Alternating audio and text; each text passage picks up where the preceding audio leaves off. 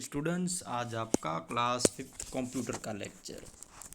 हमने देखिए बहुत टाइम हो गया कंप्यूटर का लेक्चर नहीं देखा था, और जो प्रीवियस लेक्चर में हमने देखा था वो हमने स्टोरेज के बारे में सब कुछ पढ़ा था। उसमें देखिए प्राइमरी मेमोरी के बारे में हमने रैम रोम के बारे में देखा, रैम के बारे में हमने कैरेक्टर के बारे में देखा था, 8 बाइट्स मतलब 1 bite.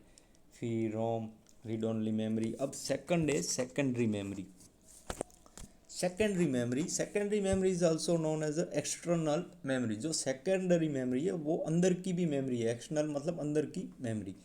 Data stored in RAM is in the form of electrical pulses and this data will remain stored only as long as electric power is supplied to the computer. तो इसमें जो data वगैरह RAM में collect होता है वो किससे? Electric pulses, माने जो वायर वगैरह यूज़ करते हैं ना, उसकी हेल्प से इसमें डेटा वगैरह स्टोर होता है। आपने देखा होगा कंप्यूटर के आसपास जो वायर होते हैं ना वो, और इसमें जो बिजली भी जाती है वो भी वायर्स की मदद से जाती है। You may lose all data if there is an interruption in power supply और if you accidentally switch off the computer.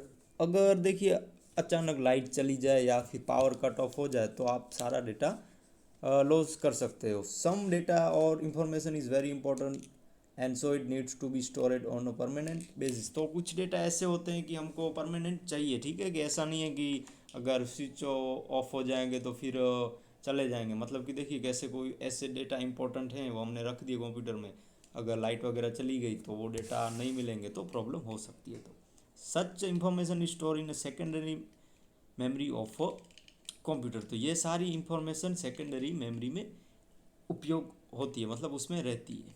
The most commonly used external storage device are hard disk, CD, DVD, USB, flash drive. तो अब इसमें use होने वाले device हैं। First hard disk है, तो hard disk के बारे में हम देखते हैं। The hard disk is a small magnetic disk enclosed in a sealed box called hard disk. तो ये एक मैग्नेटिक डिस्क जैसी होती है, और ये जो स्टील का एक बॉक्स होता है उसमें पैक होती है। The hard disk is a housed sorry the hard disk हाँ the hard disk drive is housed inside the CPU box. तो वो CPU बॉक्स के अंदर ही रहती है। The computer can read from और राइट ऑन हार्ड डिस्क। तो कंप्यूटर के अंदर रहती है, तो कंप्यूटर इसको जो रीड कर सकता है और इसमें सब डेटा वगैरह कलेक्ट करके लिख सकता है। तो देखिए हार्ड डिस्क के यहाँ पे नाम वगैरह हैं, बेस कास्टिंग, फिर cover mounting holes, cash mounting holes. तो ये सब उसके नेम वगैरह हैं कि वो चीज़ें हैं यहाँ पे। The hard disc stores all the information on it's magnetic area. तो जो इसका मैग्नेटिक एरिया होता है, चुंबकीय एरिया होता है, तो वहाँ की जो इंफॉर्मेशन है वो रखती है। And so information store in the hard disk will not be erase even if there is an interruption in power supply और the if computer is switch off. तो देखिए हार्ड डिस्क में सब डेटा हमने डाल दिया, बट कभी computer बंद हो गया या फिर पावर सप्लाई कट हो गया तो भी इसमें जो डेटा वगैरह रहता है वो सेफ रहता है। Hence the hard disk is a permanent storage device. तो जो हार्ड डिस्क है वो परमानेंट स्टोरेज डिवाइस है कि इसकी हेल्प से आपको डेटा कभी आपका खो नहीं सकता। सेकंड है CD। आपने CD तो देखी होगी।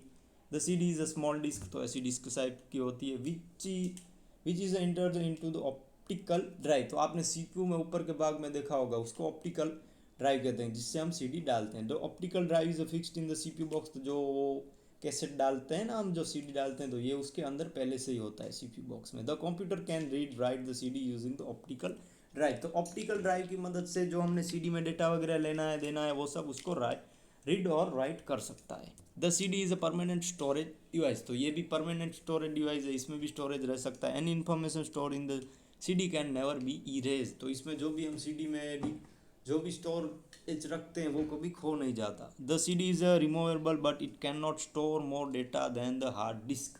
तो हम जो हार्ड डिस्क में डेटा रखते हैं उससे इसमें ज़्यादा नहीं रख सकते हैं। अ CD is slower then the hard disk. तो वो थोड़ी उससे स्लोअर होती है, उसकी क्षमता थोड़ी कम होती है। अब थर्ड है DVD। Nowadays DVD is a more popular than CD। अब तो DVD भी कम ही यूज़ होती है, बट जब इन सब का ज़माना था CD वगैरह का, अब तो देखिए ज़्यादातर पेन ड्राइव वो सब यूज़ होते हैं, केबल वगैरह। अब तो हमारे फ़ोन में भी हम डेटा रख सकते हैं। अब ज़्यादातर तो हार्ड डिस्क में ही रखते हैं, CD वगैरह इतनी यूज़फुल नहीं रहती है, वो ख़राब हो जाती है। अब डीवीडी है, nowadays DVD is a more popular than CD. अब डीवीडी से भी ज़्यादा पॉपुलर सीडी है। A DVD looks like CD, दो देखो आप दोनों में समझ सकते हो, दोनों के लुक्स ऐसे ही हैं, सेम।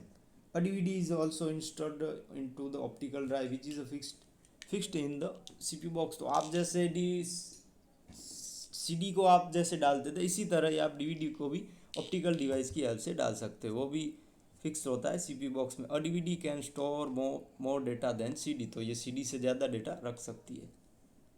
अब नेक्स्ट है USB flash drive, pen drive. तो आपने पेन ड्राइव तो देखी होगी, वो किस कलर की होती है, क्या उसका कलर होता है, रेड और ब्लैक टाइप का कलर होता है, आप देखा होगा। USB flash drive is a very small storage device which you can easily carry in your pocket। तो ये USB फ्लैश ड्राइव मतलब कि ये पेन ड्राइव है, उसमें आप थोड़ा स्मॉल स्टोरेज रख सकते हो, और देखिए इसको आप आपकी जो जेब है उसमें भी रख सकते हो, कहीं पे भी रख सकते हो। It is a smaller faster and can store more data. तो इसमें बहुत सारा आप डेटा रख सकते हो, छोटी भी होती है फास्टर भी होती है। It can be plugged into any computer with USB drive. तो USB ड्राइव जो होता है हमारे कंप्यूटर में सीपीयू में, तो उसमें से आप इसको डाल सकते हो। तो हमारा चैप्टर यहाँ पे थर्ड कंप्लीट हो गया। मैंने नेक्स्ट लेक्चर में शायद ये एक्सरसाइज करवा दी थी, तो न लिखी हो तो आप लिख लेना। और आज का देखो होमवर्क पेज नंबर 18 पे, हाँ 18 पे देखिए 14 से लेकर 20 तक जो भी इसमें आता है आंसर, मतलब कि जो भी फिलिंग द ब्लैंक्स में आंसर आता है वो लिख देना है। फिर define the following in one sentence, इनकी डिफाइन वगैरह लिखनी है।